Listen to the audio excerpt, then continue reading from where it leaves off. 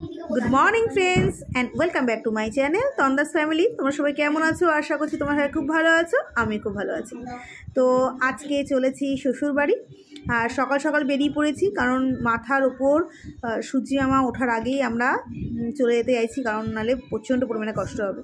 আর দেখো স্টেশনে চলে এসেছি, এখন অপেক্ষা করছি ট্রেনের জন্য, কখন ট্রেন আসবে। বলতে বলতে ট্রেনে উঠেও পড়লাম। এখন চলেছি নিজের গন্তব্যস্থলে, আর ট্রেন থেকে বাইরের প্রকৃতি দেখতে অসাধারণ লাগে। চলো তোমাদের সাথে একটু শেয়ার করি। দেখো বাইরের প্রকৃতিটা জাস্ট অসাধারণ, চোখকে একটু রিলিফ দেয় আর এক্সারসাইজও বলতে পারো, কারণ এত সুন্দর গ্রিনে ভরা জিনিস, গাছ কিন্তু প্রকৃতি কিন্তু আমরা শহরাঞ্চলে দেখতে পাই না। তো বাইরের প্রকৃতি দেখতে দেখতে পৌঁছে যাবো যে কখন নিজেও বুঝতে পারিনি। তো তোমাদের সাথে একটু শেয়ার করে নিলাম। চলো সঙ্গে থাকো আর সাথে থাকো। নেমে পড়লাম ট্রেন থেকে, এই ট্রেনটাতে এসেছি, এখন যাচ্ছি। অটোতে উঠতে হবে, আর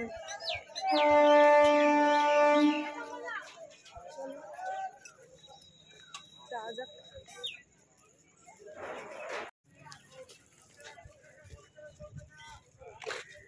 তো বন্ধুরা, ফাইনালি চলে আসলাম আমার শ্বশুর বাড়িতে।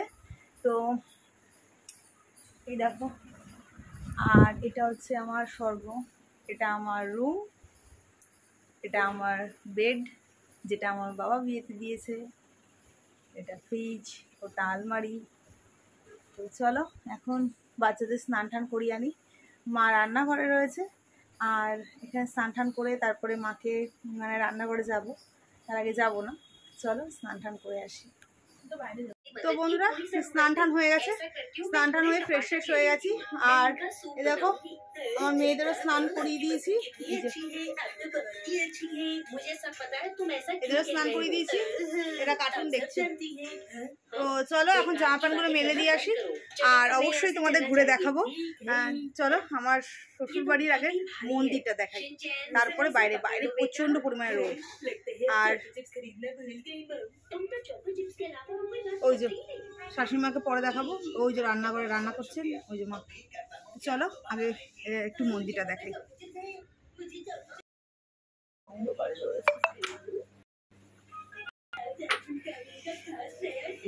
এই দেখো, এটা আমাদের ঠাকুর ঘর,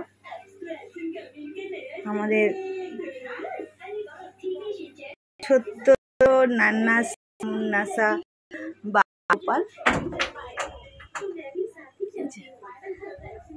আমাদের পুচু সোনা। তো একটু কম ছোট করিনি, এই যে। তো এটা হচ্ছে আমাদের বালগোপাল, এটা হচ্ছে আমাদের ঠাকুর মন্দির। এখন পাখা চালিয়ে দেওয়া হয়েছে, ছোট্ট সোনা গরম লাগে তো তার জন্য। তো এই যে পারে না, মায়ের যেহেতু দুটো হাঁটুতে অপারেশন হয়েছে, তাই মা টুলে এখন বসে পুজো দেয়, না তো আগে নিচে বসে পুজো দিত। এখন এই বক্সটা করে দেওয়া হয়েছে, তো আগে নিচেই ছিল সিংহাসনটা। চলো ওই যে আমার মা সারাদিন এরকম পোছাপুছি ধোয়া ধুই এই করতে থাকবে। স্নান করেছো? এই যে এখন এই তুলসী মন্দিরটা ধুচ্ছি। কিছু বলো, কিছু বলো সবাইকে। তো কি হয়েছে, কি ড্রেস পরেছে গরমে? কি আমার শাশুড়ি মা নাইটি পরেছিল, তার উপর দিয়ে শাড়ি পরেছে, বলছে কি ড্রেস পরে। আচ্ছা সুন্দর ড্রেস পরে আসুক, তারপরে দেখাবো। তুমি ঘরে সুন্দর ড্রেস পরো মা? হ্যাঁ দাঁড়াও, শাড়ি পরে পারে না গো, বয়স হয়ে গেছে না। আর বাইরেটা দেখো প্রচন্ড পরিমাণে রোদ, আমি ওখানে কেচে রেখেছি বালতিতে, ওগুলো মেলবো এখন। চলো মেলে দিই। এটা আমার শ্বশুরবাড়ির বড় বারান্দা, এটা হচ্ছে আমার রুম। দাঁড়াও দেখাই, এটা বন্ধ করে নিই আগে।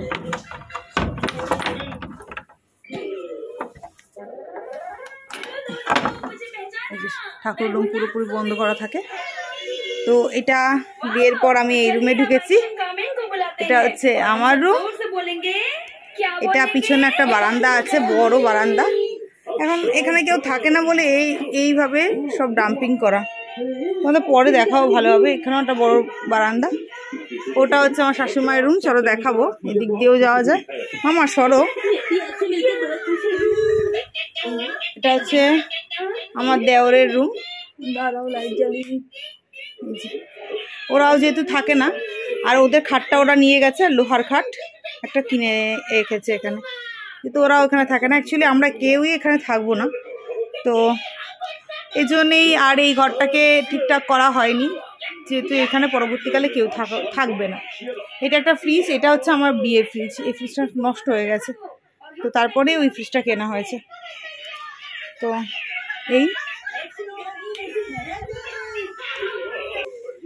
আর এই যে এটা হচ্ছে আমার শাশুড়িমার রুম। আগে এই রুমটাকে বাড়ানো হয়েছে এতটা। আগে এই যে এটা দেখতে পাচ্ছ,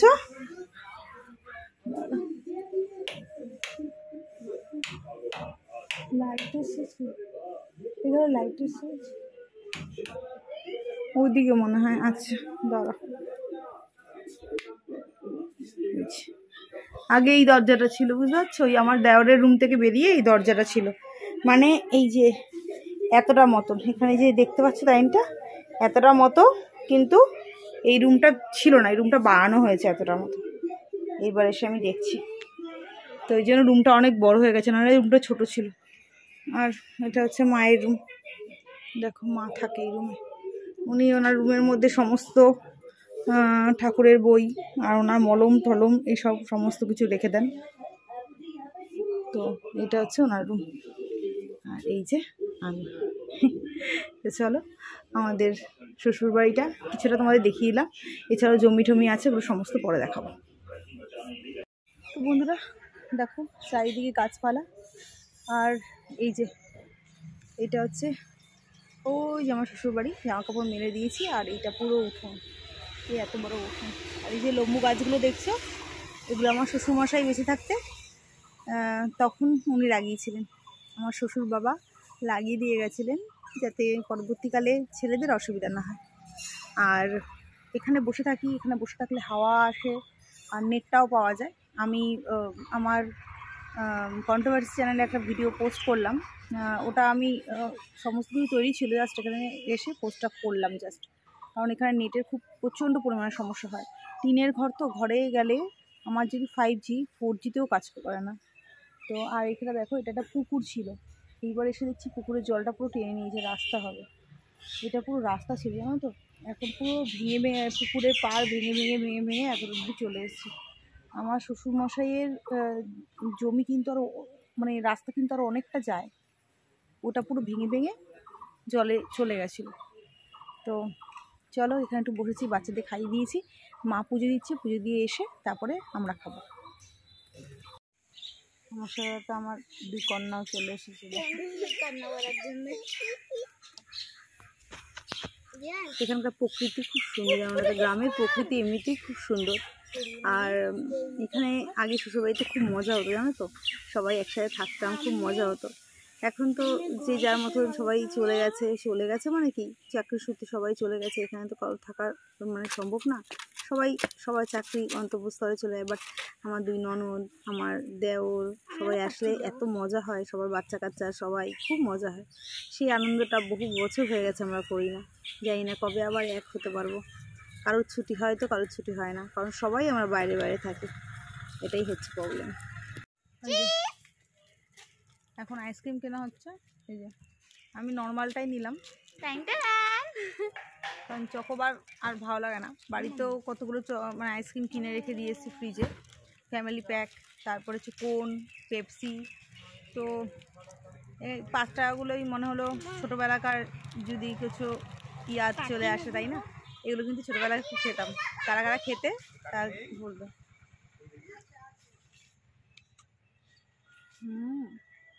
দারুণ লাগবে।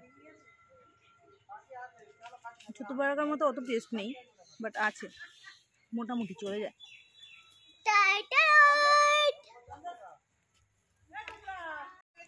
বৌদিও খাচ্ছে আইসক্রিম। সব খাচ্ছি এখন বসে বসে আইসক্রিম। দেখো দেখো খেতে খেতে হোয়াইট চলে এসেছে। উপরে চকলেটটা খেয়ে নিয়েছে, আমি খেতে খেতে হোয়াইট চলে এসেছে। গ্রাম অঞ্চল সত্যি মানে এই গরমকালে বিশেষত দারুণ। আর আমার শ্বশুরবাড়ি এই জায়গাটা না খুব আরাম, এত পরিমাণে হাওয়া আসে। এখন তো পুকুরের জলটা মানে টেনে নিয়েছে, এখানে রাস্তা হবে, প্রত্যেক বছরই হচ্ছে, প্রত্যেক বছরই নাকি জল টেনে নিচ্ছে। যাই হোক, এখন যেন হাওয়াটা কম। ফেভারিট আমারও।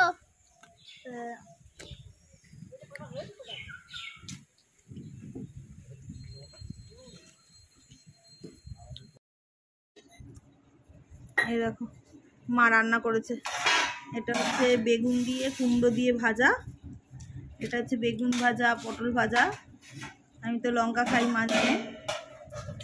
আর এই যে এটা কি মা?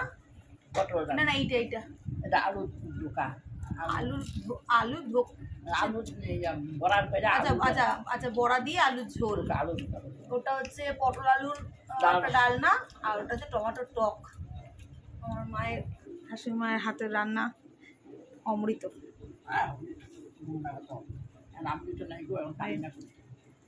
আপনি কি করে জানবেন? আপনার বড় বড় নাতনি এসে প্রথমেই বলে দিয়েছে।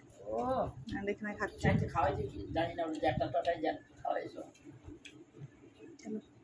আমি মাকে বলছি, মায়ের জন্য অপেক্ষা করলাম, এতক্ষণ বসে থাকবো, ওনাকে আমি খাবার দেবো, উনি আমার খাবার দেয়। আপনি খাবেন না? উনি বৌমা আর ছেলেরা খাওয়াইবেন, নিজে খাবেন না, নিজের থালাটা তুলে রাখছে ওখানে। হাত দিয়ে ঢাকা দিয়ে দিয়েছি, তাও আমার খাবারের মধ্যে আবার ভাত দিয়ে দিয়েছে। আর বললেই মায়ের মুখের একটা কথা যে ও আমার রান্না ভালো না, হ্যাঁ তোমার মায়ের রান্না ভালো, তাই বেশি বেশি করে খাও। তোমরা দেখেছো আমি যে প্রথমে কতটা ভাত নিয়েছি, পুরোটা ভাত খেয়েছি। তা সত্ত্বেও দেখো, নিজে নিজে খাবেন অল্প একটুখানি, আর আমাকে দেবেন গাদাখানে, বুঝতে পারছো? হ্যাঁ, কি বললা তখন, কি বললা বলো? ও মা বলো, কি বললা বলো? কি আমার আমার মা কার রান্না ভালো, কার রান্না এসে কি, হ্যাঁ সেজন্য খাই না। আমার এখন তো রান্না আমার আগে যাই ছিল, এখন তো নিজে বলি কেন হলুদ দিলে লঙ্কা দিলে লঙ্কা জ্বলতে না। বিশ্বাস করবে না, আমার মা হচ্ছে গুরুমা, তো এখানে আসলে তোমাদের যদি নিয়ে আসতে পারি, মায়ের হাতের যদি রান্না খাও না, তাহলে সত্যি কথা একদম ভোগের রান্না। এখানে রাজস্বী খানা তোমরা ভুলে যাবে, বুঝতে পারছো? এত সুন্দর রান্না। এত কিছু বলবো না, আমার এত কিছু বলবো না তো, হ্যাঁ এত কিছু রেখে বলবো না, বুঝতে পারছো? চলো খেয়ে নিই। ওর খাওয়া হয়ে গেছে। এটা হচ্ছে আমার শ্বশুর বাবার থালা ছিল, আগে এখানেই বসতো বাবা, কি আনন্দ করতাম, তাই বলছিলাম যে শ্বশুর বাড়িটা চেঞ্জ হয়ে গেছে। কি আর কি মস্তি করতাম, বাবার হাতের মাখা খেতাম, ভাত মাখা, আলু মাখা। তো চলো খেয়ে নিই। তো বন্ধুরা, দুপুরবেলা একটু শুয়েছিলাম। এখানে যেহেতু টিনের মানে টিনের চাল, তারপরে হচ্ছে তোমার বেড়া দেওয়া, এত পরিমাণে গরম, এখানে স্ট্যান্ড ফ্যান চলছে, তার সত্ত্বেও গরম, এত গরম যে কি বলবো। আর আমার মাথাটা এত পরিমাণে সকাল থেকে ধরে রয়েছে, আর পুরো মানে নাইটি টাইটি সমস্ত ভিজে গেছে, এত গরম। তার মধ্যে চলেছে এই এই এই দুজনের, এই তার আমার হাত লেগে গেছে ক্যামেরা, এই দুজনের কাণ্ড কীর্তি। এই যে একজন যে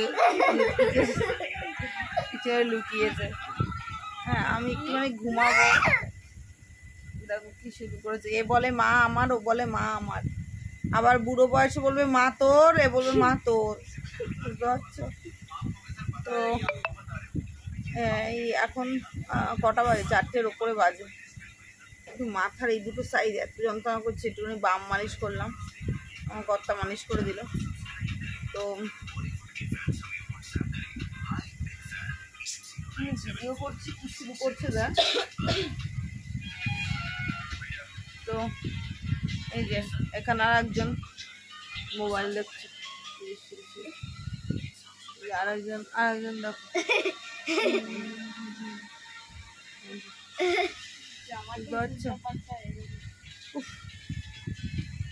যাচ্ছে।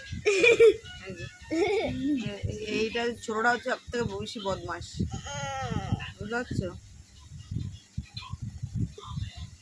ও মায়ের হাত পা মুন্ডু সব নিয়ে নেবে, আর বড়টা যদি একটুখানি ধরে তাহলে বলবে না তুমি দিয়াইকেই ভালোবাসো, আমাকে ভালোবাসতে হবে না, তুমি দিয়াইকেই ভালোবাসো। আমার খিমচি পাচ্ছে, চলো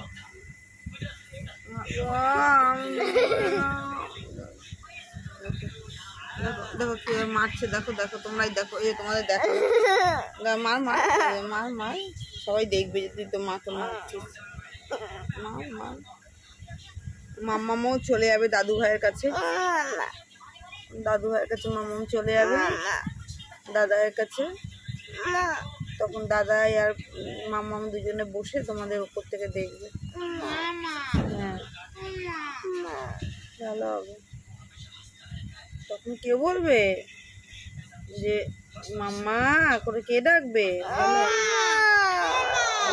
কে বলবে বাবা? কেউ বলবো না। তুমি মারছিস কেন? তুমি মাম্মা কি? আমি দাদু ভাইয়ের কাছে চলে যাবো, দাদার কাছে।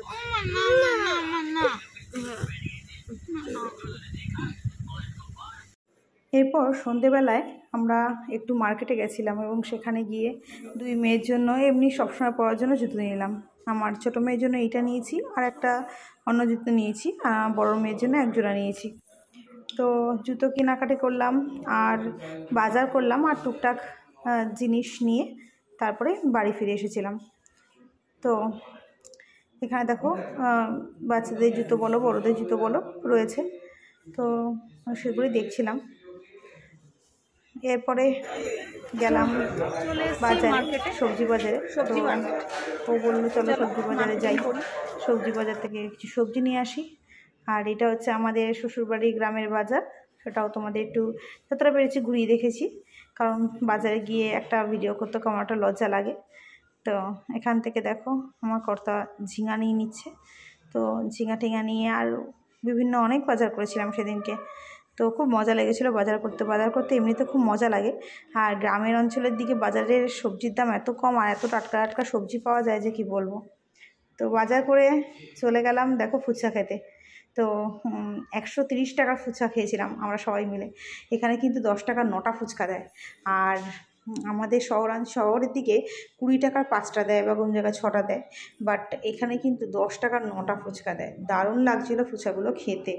তো একটা নিজে হাতেই ক্যামেরা ধরে খাওয়ার চেষ্টা করছিলাম, বাট পারছিলাম না, তো ক্যামেরা ধরে দেওয়ার কেউ নেই, কারণ কর্তাও খাচ্ছিল। এরপরে চলে গেছিলাম রেস্টুরেন্টে। তো কর্তা বললো চলো আজকে রেস্টুরেন্টে যাই, তুমি খাওয়াও, পেমেন্ট পেয়েছো। তো যেহেতু ফার্স্ট পেমেন্ট পেয়েছি, তো একটু মনটা ভালো লাগানোর জন্য তো হাজব্যান্ড বললো চলো।